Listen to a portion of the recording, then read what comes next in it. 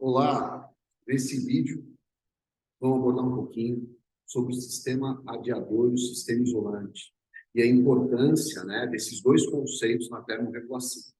Lembrando que em vídeos anteriores falamos sobre o equilíbrio térmico, a produção e a perda de calor e o seu equilíbrio, o equilíbrio entre a produção e a perda de calor, e a gente vai entender que vai ter um sistema, conhecido como sistema radiador, onde o objetivo é facilitar, é promover uma facilitação dessa transferência, favorecer essa transferência. E nós temos um sistema isolante, e nesse caso vai ser um sistema que dificulta, um sistema que promove um certo isolamento, ou nesse caso, favorece a retenção de calor. Então, vamos entender melhor esse conceito, tá?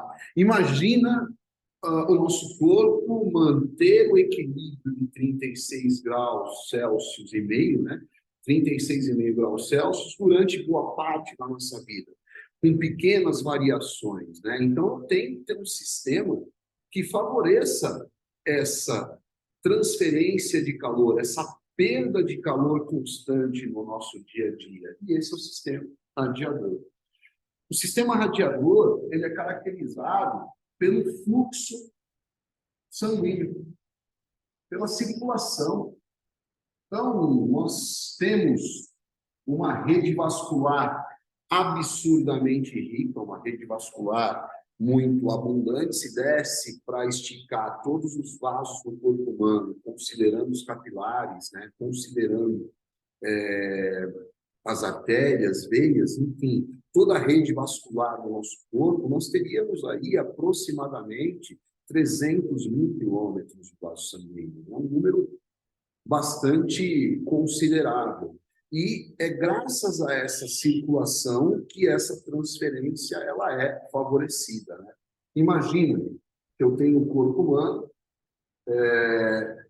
o corpo humano ele tem órgãos nobres que são considerados aí órgãos mais centrais, e eu comentei em vídeos anteriores que a temperatura é considerada, normal, pelo menos uma média, é 36,5.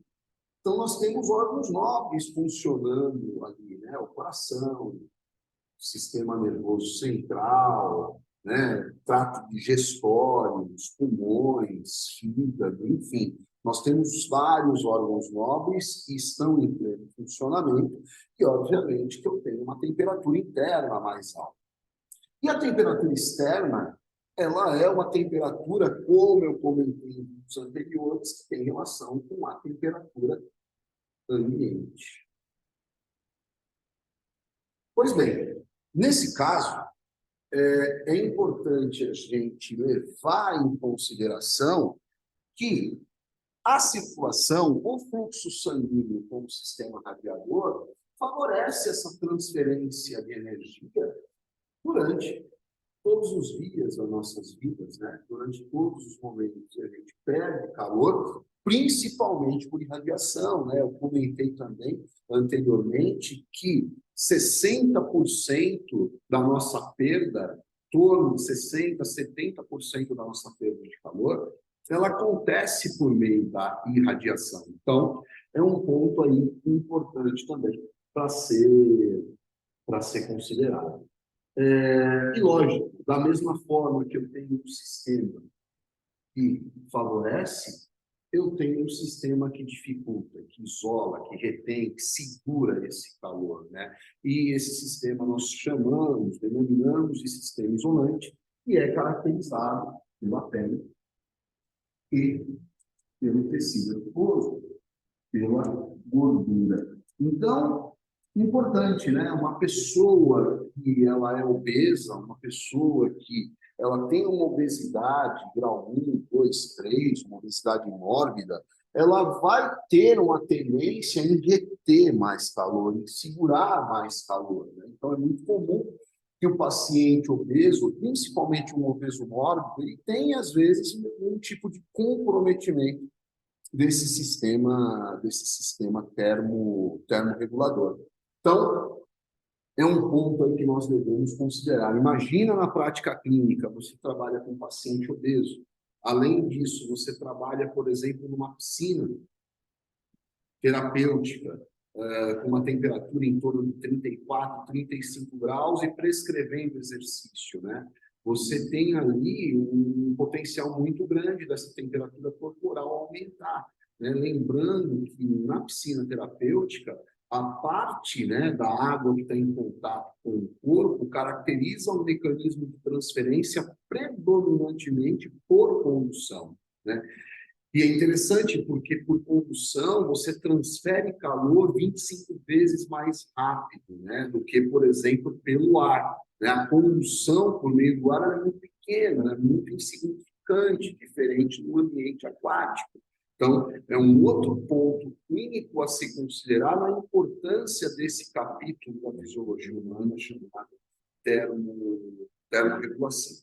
Tá? Então, era isso que eu tinha para falar nessa aula, né? Falar um pouquinho sobre o sistema radiador, que facilita, que favorece, caracterizado, né, pela rede vascular do nosso corpo, e o sistema isolante, que, como diz o próprio nome, ele isola, ele retém, ele segura e é caracterizado pela pele e pelo tecido adiposo, tá? Então, em cima disso, a gente pode finalizar lembrando que o corpo humano lembra um carro, né?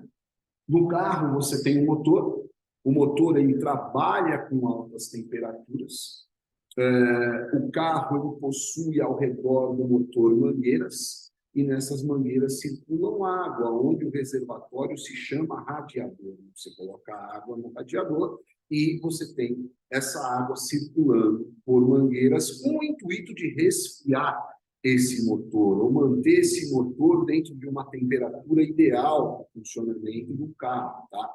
A partir do momento que esse sistema radiador no carro ele começa a sofrer algum tipo de comprometimento, com certeza a temperatura do motor do carro também pode sofrer alterações. E isso acontece com o nosso corpo, né? Por exemplo, a hidratação.